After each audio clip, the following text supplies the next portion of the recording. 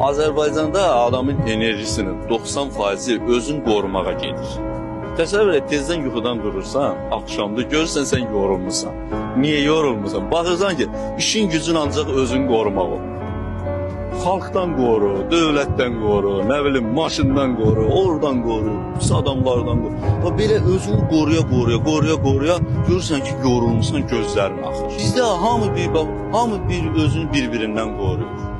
Hamı bir-birinə acığına yaşayan ölkənin adamlarıyıq. Adamlar hamı bir-birinin acığına yaşayır. Bir-birinin acığına ərə gedirlər, bir-birinin acığına ceyiz verirlər, bir-birinin acığına maşın alırlar, bir-birinin acığına maşın dəyişirlər, bir-birinin acığına ev alırlar. Və bir-birinin acığına yaşayan ölkədə, adamların ölkəsində adam yorular.